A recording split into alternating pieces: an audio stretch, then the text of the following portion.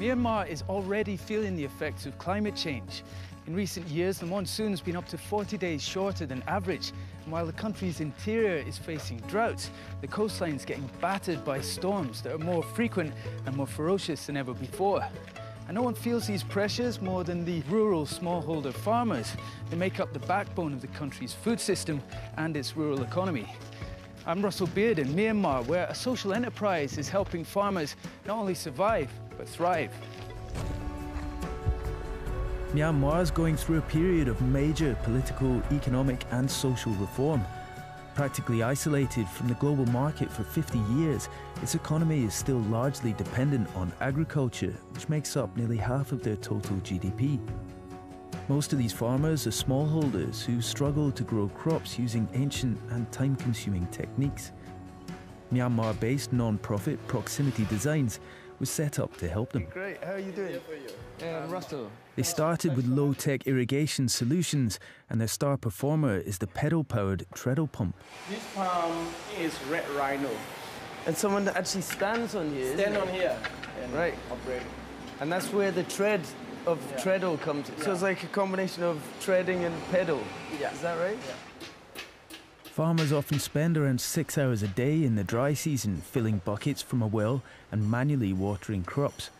Seeing how this was holding them back, Proximity designed this pedal-powered water pump to cut irrigation time. It's now part of a large menagerie of pumps from the red rhino to the baby elephant, all designed and developed here in Myanmar. The proximity in proximity design, what does that mean and why is that important to your model?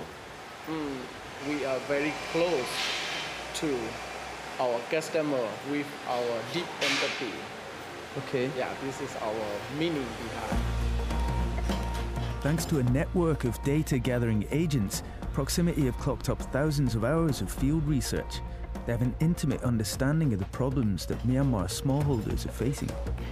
And these two become the pistons for the suction. And these will be attached to the... Yes, attached to the treadle.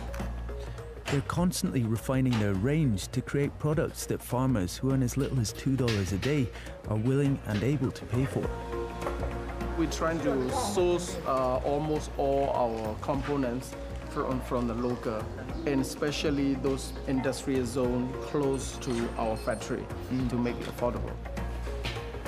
So it comes down to that proximity again, doesn't it? It's all about that communication to keep the production flowing, keep the water flowing. And it's not just pumps, they also make drip irrigation hoses, all designed to be as simple and as low cost as possible. You said the next stage is actually quality control. They're going to test out one of our baby elephants to see if it's good enough to add to the pile.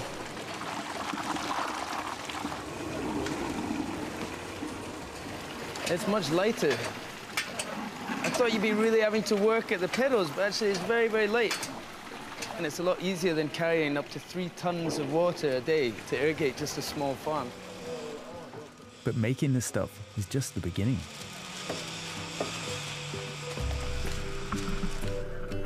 We've got pumps, we've got hose pipes, the drip irrigation system, and the spare parts. That's the cool thing about these systems is that they're totally modular. So if one piece does fail, then they can just swap it out, and the farmer doesn't need to buy an entirely new set. Where's next for these? Where are they off to? They will be going to the express bus gate, then they will go to the field. From taxi to truck to public transport, and then onto a network of some 900 scooter-driving field agents, Proximity's products find their way to even the most remote parts of the country. They've sold around 90,000 units so far, but with millions of people engaged in agriculture here, they've still got their work cut out. Myanmar's dry zone covers nearly 55,000 square kilometres in the heart of the country. One of the main challenges facing farmers here is climate change. Shorter monsoons and rising temperatures mean severe droughts have become more frequent in recent decades. Because here, 10 acres. Over there and at the foot of the hill, another 10 acres, altogether about 50 acres. Wow, that's big. See that, man? So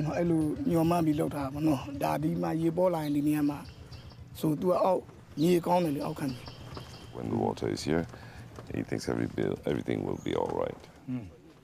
Yeah, good soil, but just not enough water. You know, the next the bear G, bear long beauty. The na bear no go. In down to the general Yadibo Momio below. Bear side. Bears are the nature more con down to the Pamamia life. A bono being delayed in the This year, Bo Sway is planting papaya and he's bought a drip irrigation system to water the new crop. You can see how dry it is. When you get up close, it looks like the field's covered in rocks, but this is actually earth. It's like concrete.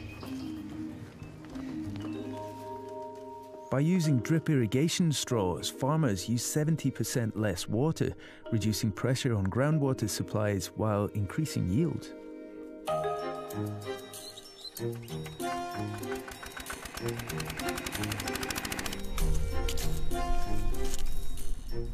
So these are long, thin tubes that we saw them measuring out there in the workshop. And these are the secondary tubes. So you've got these main auxiliary pipes in the middle, and these are like your veins. And then once these are run up through the middle, they're going to put those tiny little ones in, which are like the little corpuscles. So it's a very kind of natural system.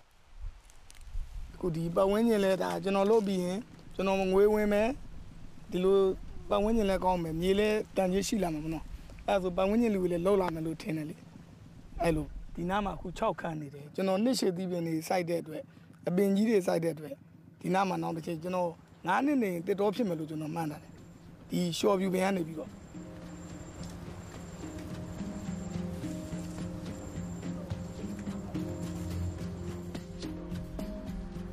700 kilometers south in the delta, where the Irrawaddy River meets the Andaman Sea, is the country's rice-growing heartland. As well as being the staple food, rice is the keystone of Myanmar's economy and is the main income source for more than half the population. So this is the most important rice-growing region in the country, and a lack of rainwater up north is having knock-on effects down here, because less fresh water in the river means that salt water from the sea is able to creep further and further upstream, and it's making its way into the rice paddies. In many ways, this area is on the very front lines of climate change. The risk of saltwater intrusion as a result of droughts inland is exacerbated by storm surges and floods, which are becoming more frequent. In 2008, Cyclone Nagris destroyed 700,000 homes, killing 3/4 of the area's livestock and flooding 1 million acres of rice paddies with salt water. Miao Mint is an agronomist at Proximity Designs. He set up a team called the Farm Advisory Service to provide farmers with knowledge to help them adapt to the changing conditions. For the last 3 years, they've been monitoring salt levels in the delta. We know that the salinity will come along this area line by this month of January. And in February to this area, the salinity reach, and March is come to this area. Since rice is sensitive to salinity, irrigating with water that's too salty can mean the difference between a full harvest and a complete crop failure. In rainy season, there's a lot of water, so that they push down the tide, so that the tide didn't, the salinity not much intrusion into land in an area. So it is like a tug of war, so that the seawater push up and then the volume of the water push down. I love that, the idea of a tug of war, because it looks like one river system here, but what you're saying is there's actually an invisible front that's moving up and down depending on the volume of fresh water in the river. And that's the salt intrusion you're talking about. It's really, they're up against each other. And you're trying to map that.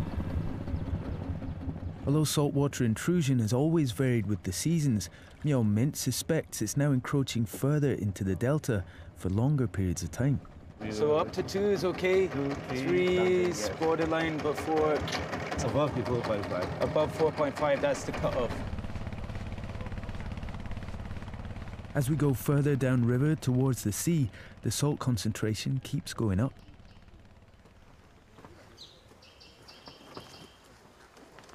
6.8. Yeah. So that's well over the tolerance of most rice. We can see in the graph that even last 2 weeks it's not recommended. Last 3 weeks we are not recommended to any irrigation. If irrigated, all the crops will ruin. Would be ruined, is that right? Farmers here say that because the freshwater period is getting shorter, they now only grow one crop a year. When would this have been harvested? December, around December, yes. Okay. Apart from that small fields, they're all are empty. Myo Mint thinks these fallow fields represent a missed opportunity. He's developed a simple solution, and it all comes down to timing. This is the first year that we try in this area. Okay. So you can see it's almost ripening, and then they are going to harvest today. He and his team are proving that it's actually possible for farmers here to grow two crops in one season.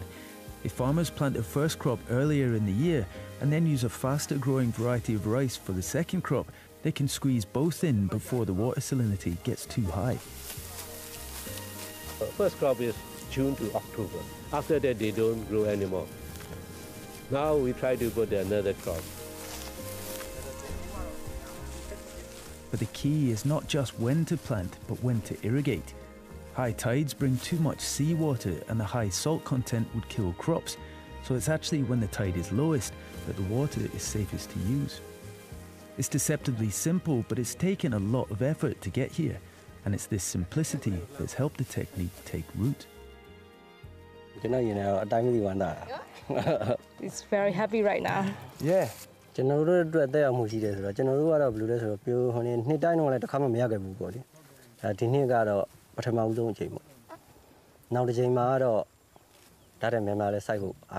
Because if it wasn't for this, you would have finished harvesting already. So this is extra. So normally he wouldn't have any income at this time. So this is an extra income for him. Because it's pretty good, isn't it?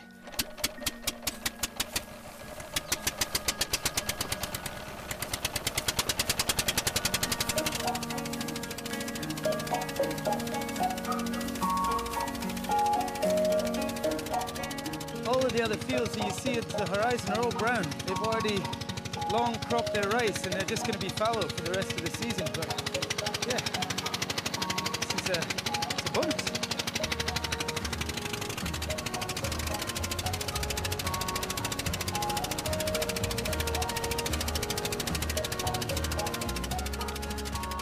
There are many farmers that are staying in this area. They are watching.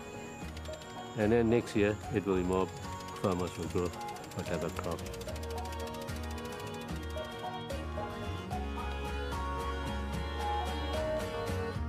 Farmer Kiao Sang-win was the first in his village to trial double cropping and is a true convert. This is your house here. This is great, man. This is great. 3 years on, and he has enough disposable income to build a new house and a hurricane-proof barn. How much rice is in here? Chao Seko. Chao Seko. Okay. What's that? 67 tons. 67 tons Okay. in here. Wow. How much can you make from that? 24 grams. Wow. Nice work. No wonder you're smart. I mean, it's a big thing, isn't it? We're talking about providing food at the end of the day, and we've got a growing population, and there's the added challenges of climate change. What's your hopes for the future?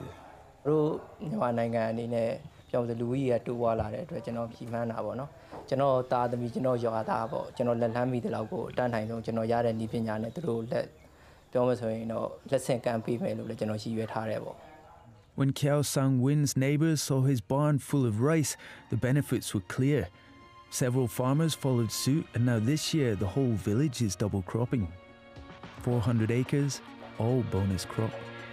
That's money in the bank to help ensure farmers have the resources to cope with unexpected problems and to weather future storms.